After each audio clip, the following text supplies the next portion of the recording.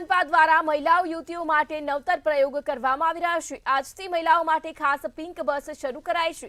મહાનગરપાલિકાને 2 વર્ષ પછી બીઆરટીએસની પિંક બસમાં મહિલા પાયલટ મળી છે।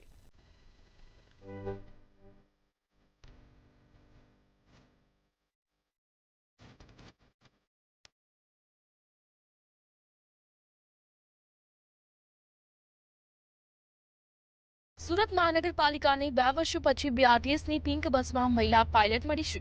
આ બસમાં મહિલાઓ જ મુસાફરી કરે છે, પરંતુ એ માટે મહિલા પાયલટ મળતી ન હતી। આખરે બસનું સંચાલન કરતી કંપનીને મહિલા બસ પાયલટ મળી ગઈ છે। આ મહિલા બસ પાયલટનું નામ નિશા શર્મા છે અને તે ઇન્દોરની રહેવાસી છે। 1 અઠવાડિયાથી સુરતમાં બસ પાયલટ તરીકે ટ્રેનિંગ લેતી હતી। આજે ગુજરાતની પ્રથમ મહિલા પાયલટની ઓએનજીસી કોલોની બીઆરટીએસ સ્ટેશન ખાતે ફ્લેગ ઓફ સેરેમની યોજાઈ હતી। મહિલા પાયલટ પાસે હેવી વાહન ચલાવવાનો 4 વર્ષથી વધુનો અનુભવ છે। રાજ્યની પ્રથમ મહિલા પાયલટ હોવાનો પાલિકાનો દાવો છે।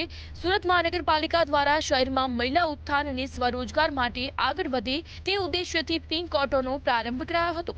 1 વર્ષ પહેલા શરૂ કરવામાં આવેલા આ ઈ ઓટો પ્રોજેક્ટમાં 47 મહિલાને રોજગારી મળી હતી। ત્યારે પહેલી મહિલા પાયલટ મળ્યા બાદ હવે વધુ મહિલા પાયલટ મળશે તો પિંક બસોની સંખ્યા વધારવામાં આવશે।